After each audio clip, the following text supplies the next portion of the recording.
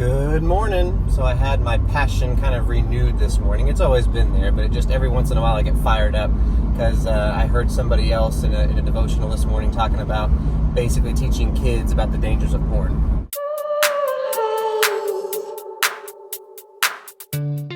Teaching young people about the dangers of porn it is my life's goal. That's my new passion, my purpose in life. And God has told me that, and I'm so grateful. That's one of those things that I think that I always prayed for. It's like, God, why am I here? Like, what do you want with my life? Take over my life and do this thing. And He told me. I had an emotional drive to work one time. It's a 30-minute drive. And I literally was breaking down in tears because God just told me, like, clear as day, this is what I want you to do with your life. And He gave me a passion for it. It's an interesting concept because that's something that I've struggled with in the past is porn. Well, I say in the past, like porn. What's the definition of porn? I listened to a different video I guess this morning where the guy was defining like porn, and what we call porn is two people like totally naked having sex on screen, or in pictures, I guess, whatever. And the definition of porn is getting further and further to where, like, oh, if I'm just looking at a picture of a naked woman, but they're not having sex, like, that's not porn. Where, it just depends on your definition. It doesn't matter, like, what you call porn. If it's, I guess, anything that incites lust, then it's not good. You know what I mean? Like, saying that I used to struggle with porn is not totally true, because like I still, like, if you're walking through the mall, and I think about this all the time, you're walking through the mall and Victoria's Secret, like, I don't know, I don't think that those huge images out front are there for the women. I don't know. Anyway, they're there to attract somebody, and maybe women look at that and go, oh, I want to look like that, or I don't know. Like, it seems like to me, most men are turning their heads and looking at that and looking lustfully on those huge images outside of Victoria's Secrets. In every mall, little kids are walking by looking at this stuff.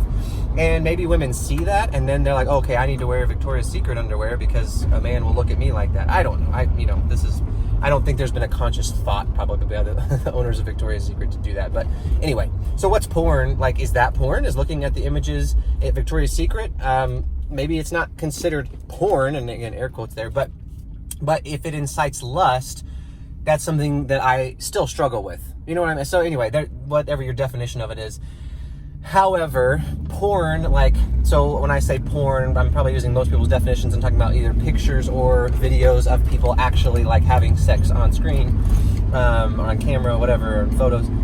That's maybe the first step. Like, you got to work on that first before you can start working on like taking a second look lustfully. So I that's something that I've even started like recently, is thinking, man, like I catch myself now because I'm actually thinking about it. When a girl walks by in the gym, everyone's wearing leggings. Leggings are the biggest thing now, and leggings are basically like showing everything, the shape of everything, maybe making it look a little bit better, like holding everything up. But anyway, like turning back, like seeing a woman in the gym and then like taking a second look. And I think that's like, you can't help, like, if a woman just walks in front of you, like you glance or whatever, but the look back and the lingering, that's where it gets sinful, in my mind. I don't know, this is my opinion, I guess, but that's what I think makes it lustful and makes it sinful.